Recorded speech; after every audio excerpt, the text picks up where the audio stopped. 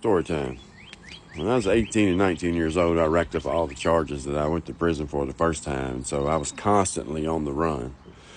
I'd go to jail and I would get bonded out. At one time, I had 4 different bonding companies looking for me at the same time. Somehow or another, they would miss the warrant where I'd already skipped court. I'd get arrested and I'd get the bond right back out. Boy, those were the days. Anyway, I was hanging out in Franklin and should have known better than being Franklin. That's who wanted me, and in a vehicle that they know very well. And all of a sudden, police come beating on the door.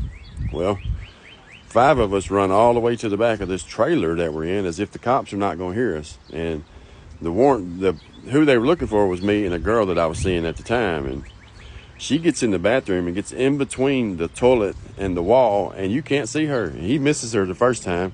And now another cop comes in and goes back there and sees her. Well, they got me in handcuffs in one car, and they got her in handcuffs in another car. And we're going to jail. But then he calls it in, the one in custody, blah, blah, whatever, and does the warrant check, and it comes back negative. No warrants on me.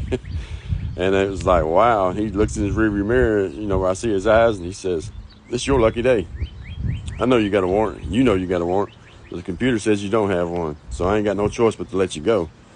And I'm thinking it's a joke of some kind, or whatever. But I hear him saying it on the radio that there's no warrant. And so he lets me go. Well, they take her to jail. So I leave and I go to a motel where we've been staying at, the Goose Creek Inn. And I'm in there, and the next morning she calls and says, "Hey, I need to come get my clothes and stuff or whatever." And she said, "You better get your ass out of there because the police are on the way, and they're on the way right now." And I was like, all right, cool, whatever. And so me and another person who had a warrant on them as well, but it was a little bit different than mine. It's like a state warrant on them. They had some time they were facing. So we get in my car and we go to head out. And so we're going to go across the Paytonsville Road, across the interstate there, and a county cop is coming towards us.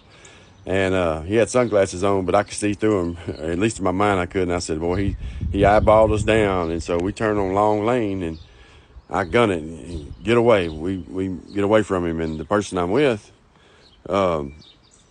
gets out of the car and is like, "Look, I'm going to get out of this car just because, you're going to get caught eventually or whatever." And I was like, "Yeah, they ain't going to catch me." And so I leave, or he gets out and I leave and take off driving, and I'm driving around. I get to the end of Long Lane. It's been about, I don't know, man. I say it'd been about 30 minutes since I just outrun him. And so I get to the end of Long Lane. Lo and behold, I'm going to take a left, and who's coming to me, or who's coming at me down Long Lane? The same cop. What do? I gun it again. Now here the chase is on. Here he comes.